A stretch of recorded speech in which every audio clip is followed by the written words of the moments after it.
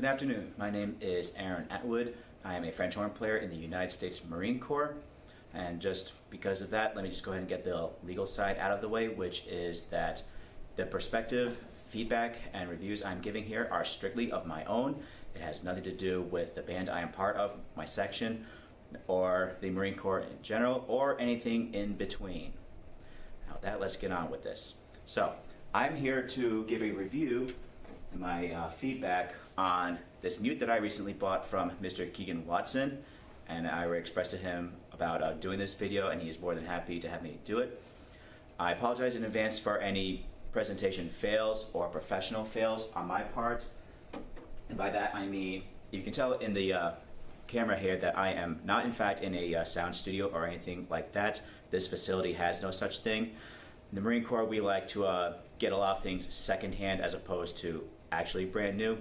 Some of our bands do in fact have facilities that are suited specifically for music, such as my very first one in Okinawa, Japan, or the band in New Orleans, Louisiana. But the band I'm currently in here in North Carolina, we do not have that luxury, so we're making do with what I have.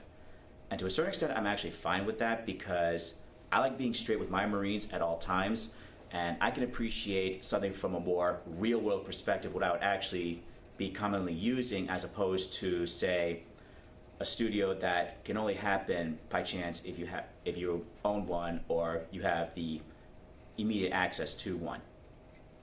There might be a studio out in town, but ultimately I don't like driving anywhere I don't have to. That's just from something else. Anyway, I am digressing. So again, I'm here to talk about the Keegan Watson mute. I'm going to be comparing it with a Trumcor mute. And the Trumcor mute, it's another straight mute. It's something I've been playing on since 2007, which is because I was issued one in Okinawa, Japan. And after I left the Marine Corps in 2010, I went and bought one on my own, and I've been using one ever since then, including when I came back into the Marine Corps on active duty in 2015. You might see me pulling out this book every now and then because I don't want to digress, and I also don't want to forget everything I wanted to point out because my previous video had a lot of information, but I wasn't really satisfied with the presentation. So this I'm trying to make a little bit more presentable, but still being real world, unedited, straight. Here's what I have to say about it. So, ultimately, between the two, because I did a video yesterday, I ultimately like the Keegan Watson mute more than the Trumcor, and I'll go over the reasons why, but I'm also going to explain why I'm still keeping the Trumcor mute and not simply throwing it in the recycling. And let's see here. I know a number of horn players out there, we really like data on what we're doing, what is our configuration as a horn player. So, I started playing French horn when I was 8.5 years old in 3rd grade, and I've been playing French horn ever since then. I stuck to the horn the entire time, and I'm currently 31.5, so I've been playing the horn for, I assume my arithmetic is right, sorry, I remember math is hard, 23 years. And the horn I'm playing on is a Paxman 20L with a detachable bell. It's yellow brass. According to Paxman Company, this was made in June 2010, and I bought it from Wichita Band Instruments in December of that same year. And the mouthpiece I'm playing on, you probably can't really tell from here, but this is a Moosewood F12 improved model, and the rim is a Farkas. And both came from the maker of Moosewood mouthpieces himself as a Christmas gift last year. And I gave him a very, very nice thank you for that, as I'm sure you can imagine.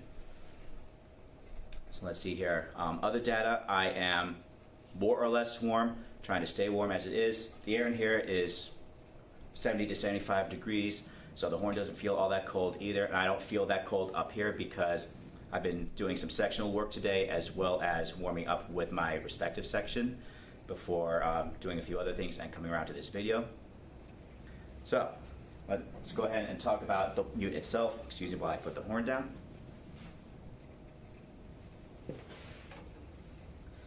So, right off the bat, this is as you can hopefully tell, this is a wooden mute with a, you probably can't tell in the video, but you could tell in the pictures that I took earlier that it has a glossy finish, and the cork is nice and solid on it. And something I haven't had the chance to really use yet, because I've never had a mute that did this, is you have this centerpiece here. I'm sorry, I really don't know what it's called, but you can use it to adjust going in or out. And if I remember right from hearing other horn players talk about such devices, you use that to change it. Hopefully I'm not talking out of my butt here. Change your timbre, change your tuning if you need to, or anything like that. And so for visual purposes, you can immediately see here that besides the wood finish on this versus the black finish on here, once I do this, the Keegan Watson mute is already a wider diameter versus the Trumcor straight mute, although I'm pretty sure Mr. Watson can make mutes, if he hasn't done so already, that are more like this diameter, which is certainly could be a thing for those of you out there who have smaller hands. Luckily for me, I don't have small hands at all. I have nice big old hands that have no problem holding this thing with one hand, excuse me. And I'm going to be playing a couple things. I'm going to be doing technical bit. I'll be doing the muted section from VNL by Paul Duca. I'm also going to take a more lyrical melody. I'm thinking Rufford Park Poachers by Granger. I'm just going to simply mute that.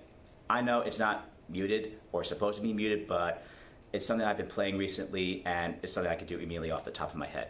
I did try to do On Foray instead, and I just bombed it because it's been many years since I last had to play On Foray. But anyway, I'm digressing. I'm going to start with each excerpt with the Trumcor, and then I'm going to switch to the Keegan Watson.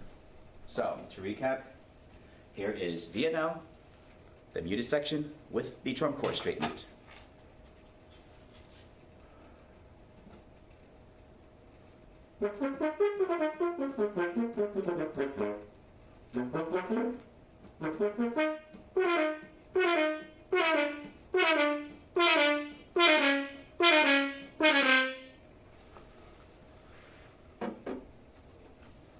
I'll go ahead with the Keegan Watson.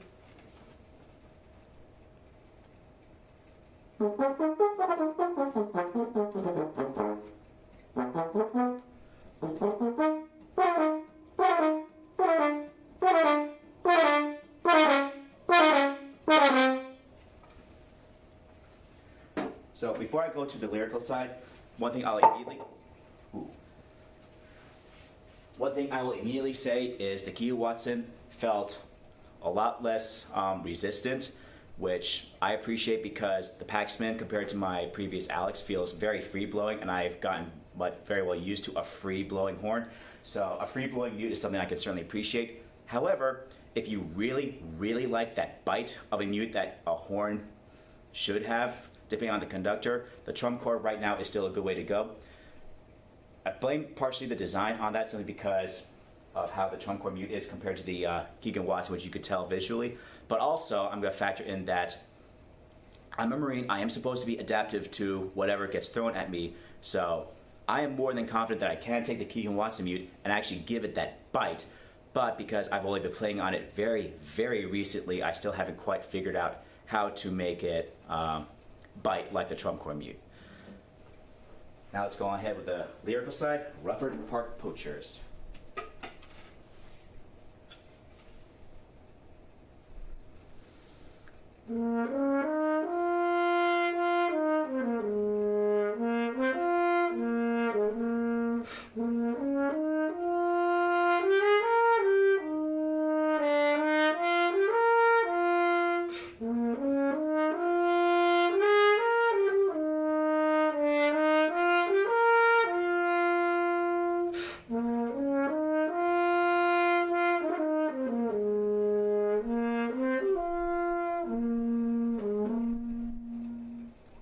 And yes, I did forget to breathe in that last little bit there.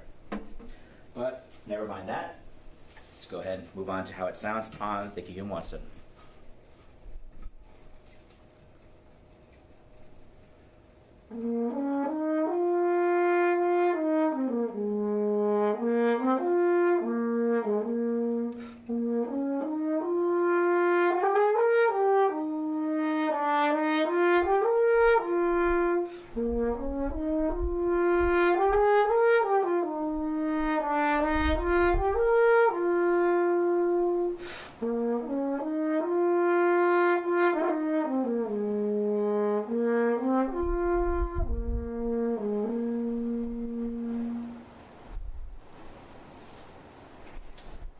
as you could tell from between the lyrical and the technical, that the Trumcor has the bite to it.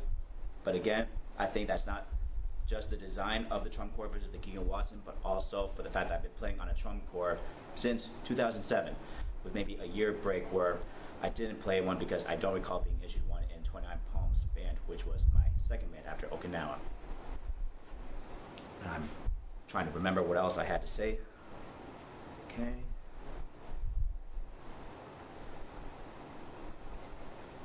Alright, so I don't know how this sounds on the video camera because I haven't used this video camera before doing this video, but overall, I definitely like the Keegan Watson mute better because of how it feels. And for me, feel takes a little bit more of a priority over how it sounds, because ultimately, sound is relative to you as the player, but also the conductor. And if my conductor really wants me to give a bite to the horn, I haven't figured out how to do that on the Keegan Watson, I could always pull out the Trumcor. But either way, right now I think the Trumcor is going to become my backup mute, if anything. I will say, as one design suggestion for the Keegan Watson, and this is for you, Mr. Watson, which is, and I'm sure you can already do this if you really wanted to, just with the mutes I've seen you have on display at the workshop, I didn't see anything, but on the Trumcor, I have a strap here. Meanwhile, on this mute, I obviously don't. Now, depending on how you are as a player and what you play, that may or may not matter. I do know that if I'm playing Overture to Candide, especially by Leonard Bernstein, there's one point in there toward the beginning where I have less than a full measure's worth of beats, which adds up to maybe a second or less than tops, depending on the conductor taking it, to go from an open position to a muted section. And on something like this, where I have a strap, I can quite easily, while I'm sitting down, just more or less have the mute with the strap kind of hanging off my wrist, maybe kind of resting on my lap or whatever the case is, but I'm done playing my note, and then immediately stick it in within a second's time, so I can just immediately go and play the muted section. On this mute, if it's already down, see if I can still be seen here on the chair. Okay, I can be seen. So let's say I have the mute here on the floor. I'm sitting on a chair. It's about the same height as I would have in a concert. I'm playing. 1001, 1002. All right. Granted, I haven't played Overture to Candide in some time, so I'm not as fluid in getting it in there very quickly right now. But as you can tell, it still takes about twice as much time, maybe a little bit longer, to get the mute from the ground into the bell of the horn so I can play the muted section. Again, though, that's really only a case of if you need it for that type of circumstance.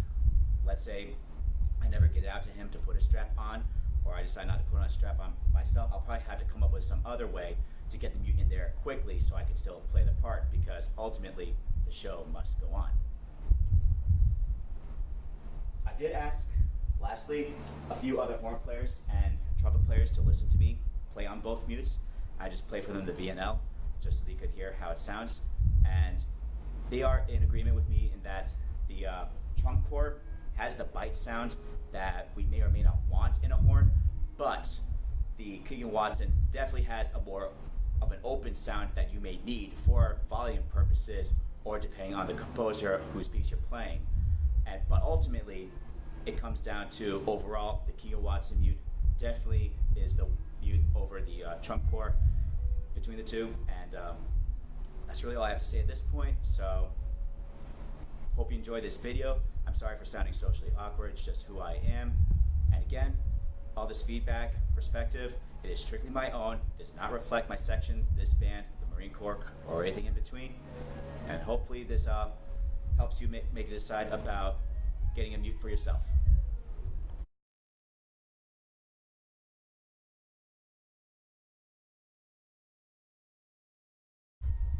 I have one saved round, which is Marine Corps talk for saying there's one more thing meant to be said. I just didn't remember it at the time. One last piece of real world I'm going to throw in there is being able to pack the mute in my case. So I have my horn. I'm going to go ahead and disassemble it and put it in my Marcus Bonham 5 case. kind of doing this off the screen right now, but I will readjust the video camera so you can see the results.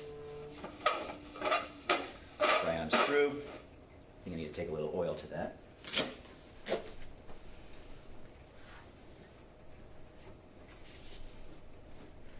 Strapped in. Bell in its own case. And right here. Okay, so starting off the Trumcor mute, I'm putting it in one mute holder over here to the left in my Marcus Bonnet case. And for those again who all geek out about this information, I'm using an older Marcus Bonnet 5 case. I think they came up with a more recent one that's a slightly different design, but should ultimately still function. And here is the Keegan mute that I'm fitting in here as well. So basically what I'm showing here is the fact that I can fit both mutes in this case. I'm now going to bring this over to show you.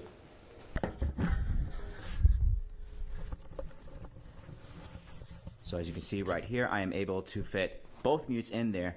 And while this probably looks precarious over here, it actually isn't. I deliberately left it on the loose side so that way it can naturally fall where it needs to, so the case naturally closes all around like it should, as you can see right here. So I'm going to go ahead and zip this up. And boom, I'm ready to travel, going TAD or wherever else. And that's something I felt was actually a good thing to put in there. Sorry I forgot about doing that the first time.